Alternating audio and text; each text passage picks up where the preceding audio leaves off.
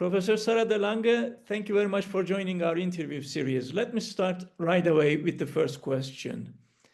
The October 29 Dutch elections resulted in a striking balance between D66 liberal centrism and Wilders' populist radical right. From a comparative perspective, how should we interpret this outcome? Does it mark a recalibration of Dutch democracy or the normalization of populism within it? So I think we can conclude that both things are happening at the same time. So on the one hand, we've seen in the Dutch elections a revival of the center. So not only the social liberal D66 has gained a lot of seats, but so have the Christian Democrats. And the two parties will be needed for any coalition government that will be formed. But at the same time, we also see that Geert Wilders' PVV has lost seats due to its government participation, but it has lost those seats to other radical right-wing populist competitors, namely Ja21 and Forum for Democracy. So the total size of the radical right-wing bloc has not diminished.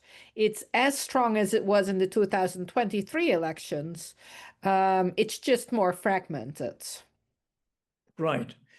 Do you view the PVV's losses as evidence of a populist retreat, or rather as a transformation of its discourse into the mainstream, particularly given the centrist party's increasing emphasis on migration and national identity? So the loss of the PVV should really be seen from a perspective of traditional political science theories about governing and negative incumbency effects. So Geert Wilders' PVV governed together with 3 other parties in the cabinet, and all 4 parties have lost to some extent in these elections. And the loss of the PVV was significant. But perhaps not as large as one would expect for a party that topples the government. So one political science saying is that the breaker pays. And in this case, Geert Wilders did indeed pay. He did lose voters. But most of the voters that he lost were voters that had joined his party only in 2023, when the VVD opened the door to the PVV, and many previous non-voters turned out to support the PVV, given that there now was finally a chance that the PVV would govern. So it's the newest voters of the PVV that have left again. But interestingly, although some of them came from the mainstream in 2023, few of them have returned to the mainstream in these elections. Some of them have, for example, to the conservative liberal VVD, but in relatively small numbers, which explains why the radical right populist bloc is as strong as it was in 2003. Now, there's a second way in which Geert Wilders' PVV has had really a significant impact on these elections, because all mainstream parties, and especially the conservative liberal VVD, have taken up migration as the core theme for these elections, and have advocated for a clear reduction in immigration, so for stricter immigration regulations. And that has especially been the case for the conservative liberal VVD, of former Prime Minister Mark Rutte, now NATO Secretary. That party has moved so close to the PVV in the electoral campaign that they've even supported some proposals by the radical right that had anti-constitutional implications. So, for example, Forum for Democracy, a smaller radical right-wing populist party, proposed during the campaign in Parliament that there should be a motion supported to designate Antifa as a terrorist organization, very much inspired, of course, by Donald Trump's proposal to do the same. And even though legislation in the Netherlands is very clear on this point, namely that it is up to the judiciary to designate organizations as terrorist organizations and not to parliament, the conservative liberal VVD nevertheless supported this proposal. So also in that way, the influence of the radical right-wing populist parties in the Netherlands remains significant. So what I've seen in a lot of international press is that the victory of Jetten of D66 has been presented as a victory over populism, but I certainly do not think it should be interpreted in that way.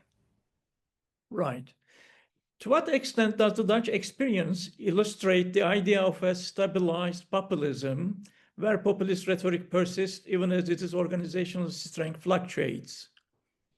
So I think it's a clear case where we see that there is a potential for the populist radical right that cannot be easily accommodated by the mainstream parties, in the sense that it's very difficult for mainstream parties to win back voters who at some point have turned to the radical right. But I would also highlight that we talk about this very much in terms of populism, but what has really been key to this transformation of Dutch politics, more than populism, is nativism. So what is really defining for Geert Wilders' political platform, but also for the other radical right parties in the Netherlands, is their nativism, so their xenophobic nationalism, and their othering of groups that are seen as non-native, which in the Dutch context is for the PVV mostly Muslims, but also more broader, anyone with a migration background, even going to the third generation now living in the Netherlands. And it is this nativism that has seeped so much into the mainstream rather than the populism. In fact, in this particular campaign, the populism was not so pronounced in some of the radical right parties. Take, for example, Ja 21, who's picked up a significant number of former PVV voters and who could be involved in the coalition negotiations. The party remained clearly nativist in the campaign, but it was far less outspoken populist as a way to, be more acceptable as a coalition partner, as a serious partner to mainstream parties. Right. Looking beyond the Netherlands, what do these results reveal about the broader European and global trajectory of populism? Are we witnessing its institutional domestication or the emergence of a new post-populist equilibrium?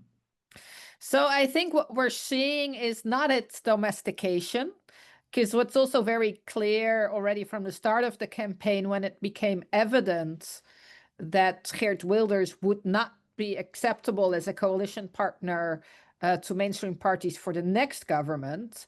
So part of the Dutch mainstream parties say they don't want to work with him out of principled reasons, because his program contains proposals that are not in line with freedom of religion, that, are in conflict with the rule of law. And other parties don't want to work with him again because they don't find him a trustworthy coalition partner, because he's now toppled 2 Dutch governments, the last one from which he withdrew, as well as the minority government that ruled the Netherlands from 2010 to 2012 with PVV support. So it was very clear to him that he would not be included in the government coalition again. And therefore, he immediately went back to his very strong populist and nativist rhetoric. So any kind of moderation that was there during the coalition government, and that was very, very little, also immediately disappeared once the coalition had collapsed. So certainly no domestication.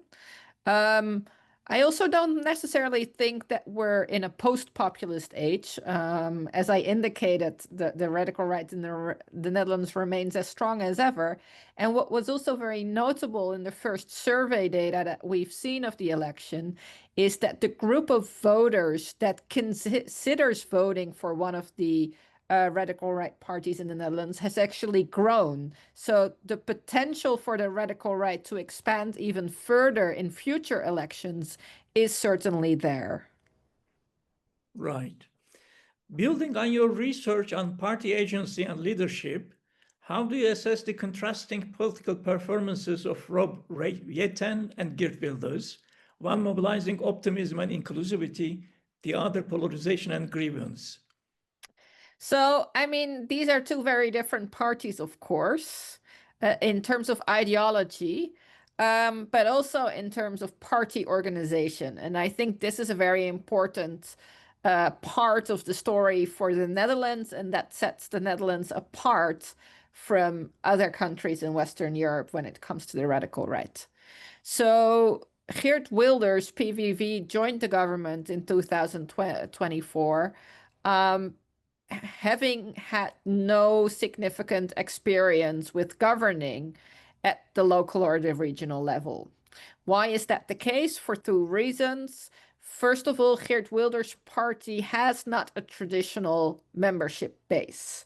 It's organized exclusively around the figure of Geert Wilders, who runs the party by himself. So it doesn't have a membership base, it doesn't have a cadre. So even the representatives in national parliament are not members of the party. Now, first of all, this means that it is very difficult for him to participate in a lot of municipal elections. He only participates in a selected number of municipal elections. So there's very little opportunity for him there to gain experience. And secondly, it also means that people don't have any sort of executive experience with, heavy management functions, etc., in the party itself, and that there's no support staff within the party that, can help people that need to take up government responsibility. And it was very evident in the cabinet that especially the ministers of the PVV performed very poorly on average. They didn't know what their role was as ministers or junior ministers, how they should deal with the bureaucracy, and how they should bring legislation to a good conclusion in the sense that it would get accepted by parliamentary parties, that in the sense that it would actually be passable because it didn't include any anti-constitutional elements, etc. So overall, quite poor performance. And that has contributed to the early collapse of the government because Geert Wilders saw that voters noticed this, and it is plausible that he withdrew from the government to avoid further electoral losses that might come about if voters become even more aware of how weak his pool of ministers is. And that really sets apart the Netherlands from other countries where the radical right can actually govern quite successfully because they have a trained cadre, because they have local and regional experience. So in that respect, if we compare, for example, the Netherlands to Italy, it's a completely different case. Right. Jetten's campaign drew on emotional resonant populist-style messaging, "Het kan wel, yes we can," without embracing populist antagonism. Does this signal the centrist liberalism is learning to compete in the emotional arena that populists once dominated? Yeah, so this is a very interesting development that we've seen. D66 chose a campaign that was very positive in tone, that spoke of hope, but also of unity. And it even went as far as to reclaim the Dutch flag as a symbol, which is quite surprising for a party that in its stances is extremely cosmopolitan and progressive. So, for example, very pro-European Union, etc. It seems that this did work because it did draw voters from other left-wing and progressive and centrist parties. And one explanation for that is that research shows that having a really positive vibe around your party can be beneficial in electoral campaigns. Right. Has Wilders' long-standing personalistic leadership become both a strategic advantage and a constraint, particularly in terms of coalition building and sustaining voter trust? Yeah, well, as I already explained, it's certainly a disadvantage in one way, in the sense that it makes it very difficult for the party to be ready for government, to have qualified and experienced people that can take up ministerial and junior ministerial positions. However, at the same time, it does still have an advantage for him in the sense that he has full control over his members of parliament. So even though his parliamentary group grew significantly, since he controls which parliamentarians can speak to the media and about what, in what debates his parliamentarians participate and in which they don't, his parliamentary group didn't experience any major scandals despite this massive growth in its size. Of course, there was one important element that made this possible, and that is that Geert Wilders was not an acceptable prime minister to the parties with which his PVV governed, and he was therefore forced to stay in parliament as leader of the parliamentary group. Had that not been the case, it would have been much more difficult for him to control his members of parliament. Right. In New Alliances, you analyze why mainstream parties sometimes collaborate with the populist radical right. Given the refusal of other parties to govern with Wilders, do current coalition negotiations represent a reinvigorated cordon sanitaire or a temporary tactical alignment? So this is a very good question, because my research in the past showed that, once radical right parties are large enough to help mainstream right parties to a majority, they are inclined to govern with them, even if they might have said in advance that they were not interested or thought that the radical right was too extreme to govern with. What we're seeing now in some countries, and that's not only the Netherlands, but also, for example, Austria, is that on the basis of previous coalition experiences with the radical right, that picture has become more complex, in the sense that there is a number of mainstream right parties that has had such bad experiences governing with the radical right that they are no longer willing to. However, I think this is very different from a cordon sanitaire, because a cordon sanitaire is motivated by a principled rejection of the radical right on the basis of its stances, because the manifestos of the radical right contain nativism, contain proposals that are anti-constitutional or that are in conflict with the rule of law. What we see here in both the Austrian and the Dutch case is that it's more based also on the fact that previous experiences show that radical right parties are unreliable partners.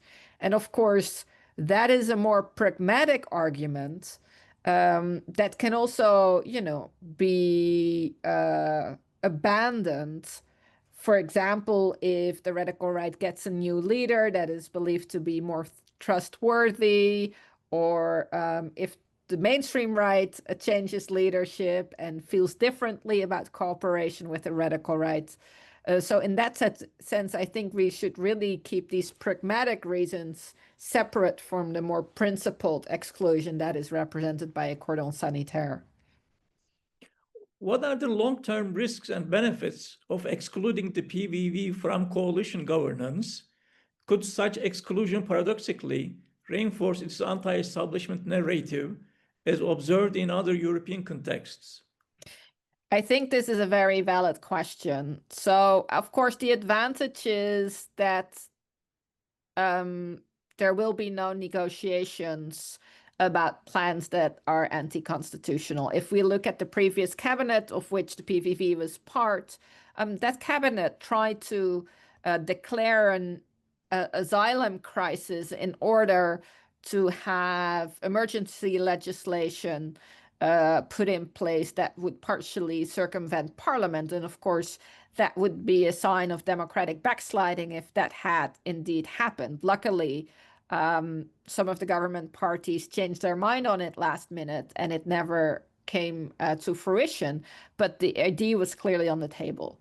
Without the radical right in government, it's of course there's less likelihood of these kinds of plans being implemented.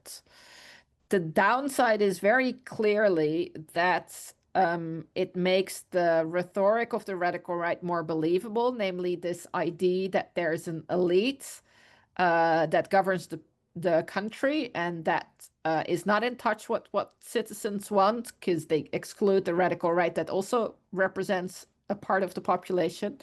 And especially in the Netherlands, that risk is very real, because the only four-party coalition that can have a majority will be a very broad ideological coalition, ranging all the way from an alliance between the Green Labour Party to the social liberal D66, the Christian Democratic CDA, and the conservative liberal VVD. So you can imagine that that is a coalition that both on socio-economic issues as well on issues of, for example, immigration, has very different opinions, will have to compromise very, very severely, only reinforcing the narrative of the PVV that they actually do represent an elite.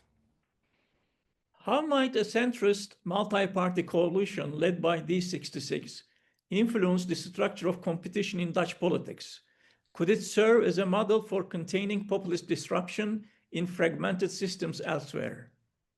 I think it is not a model to be emulated. It's a model that, you know, only emerges because the Dutch parliament is so fragmented and the largest parties are so small. So even D66, which became the largest party in the elections, has less than 20% of the votes and seats.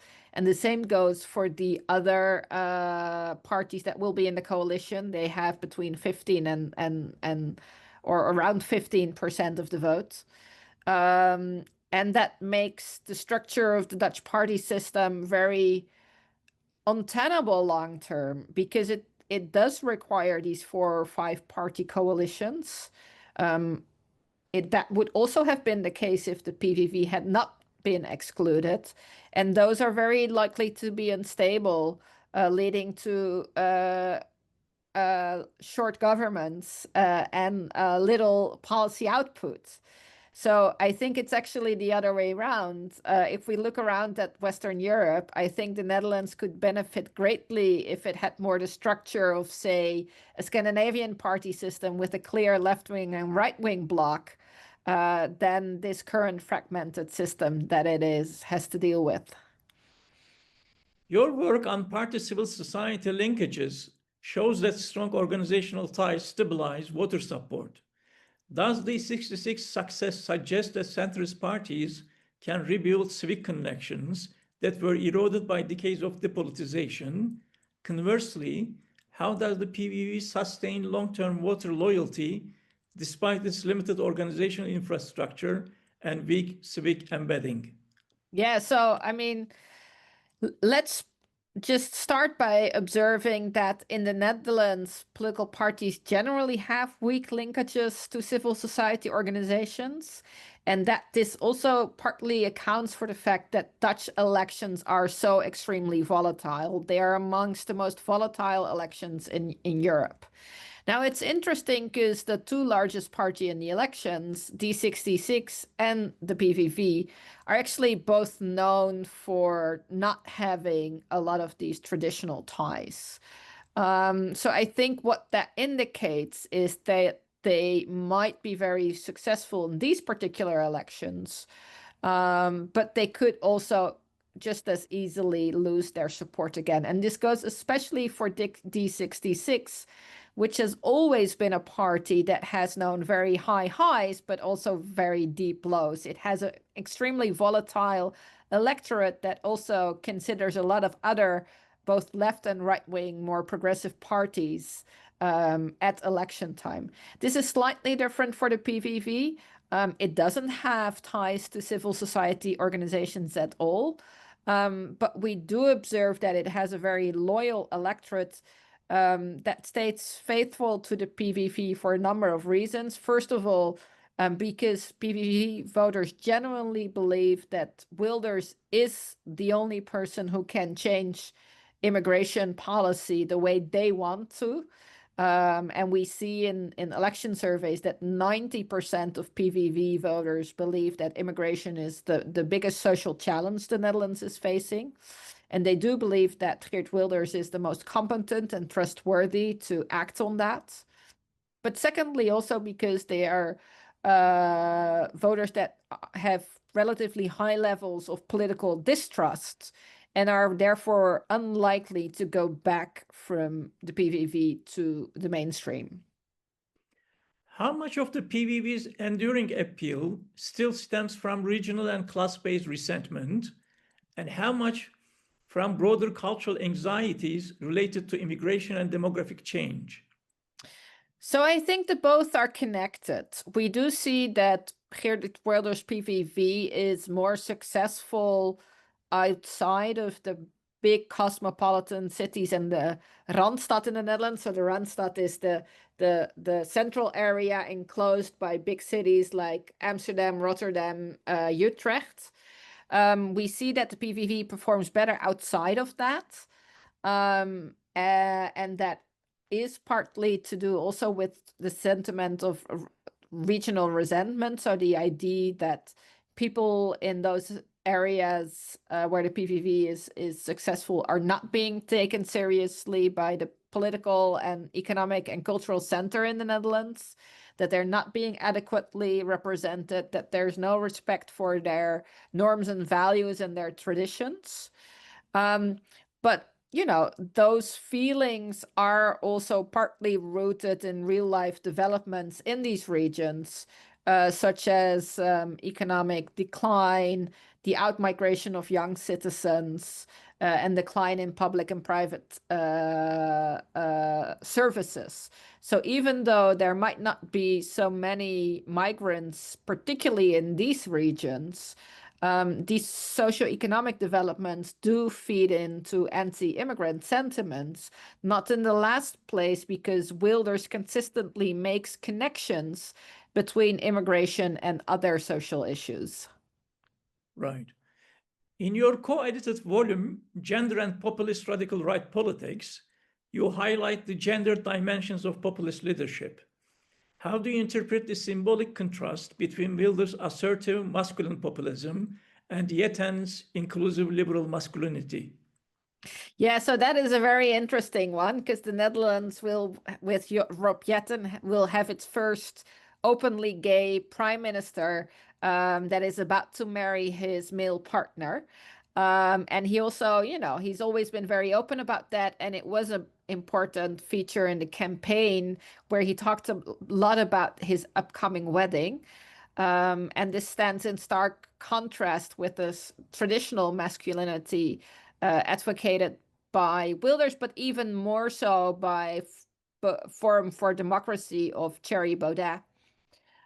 Interestingly, in terms of voter base, we see that the PVV, now that it's become such a large party, is actually quite representative of the Dutch population as a whole, also in respect of gender. So we don't see a very strong gender gap in the voter base, whereas that is, for example, the case for the more extreme Forum for Democracy of Baudet.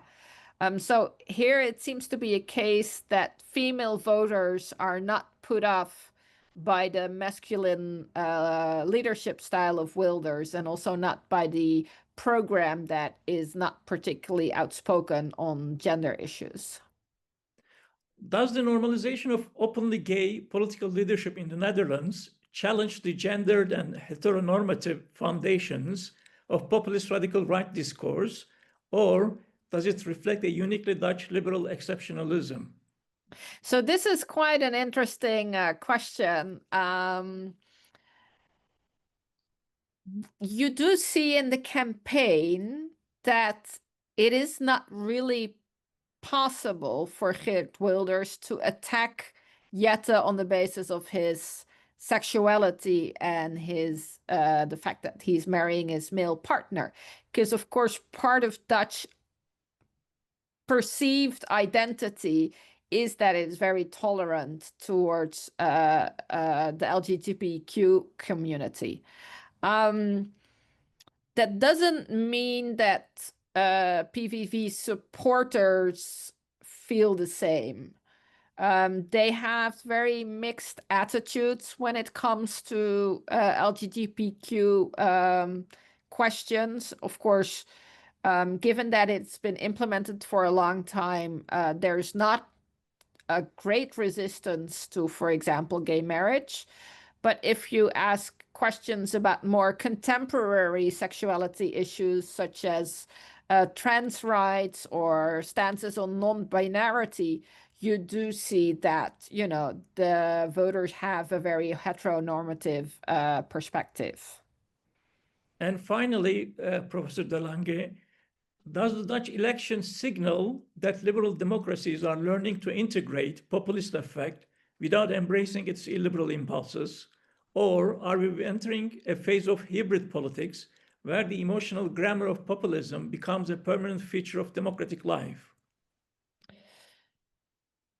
So I think that the elections show that because, the radical right remains so strong, that illiberalism is still present. And it was very present in the campaign also, in the sense that there was incidents around extreme right demonstrations that turned violence. And there were many incidents where politicians were threatened by political opponents, so ordinary citizens with different political opinions. So in that sense, there's still clearly a threat of illiberalism. At the same time, I do think you saw in this particular campaign that defending liberalism, or liberal democracy, I should say, and the rule of law has become more salient to mainstream parties, and especially to more progressive forces. So the issue is more on the table and more discussed, making citizens more aware of how vulnerable liberal democracy actually is, and that it's something that should be safeguarded and not taken for granted. Professor Sarah De Lange, thank you so very much for your time. It's very much appreciated.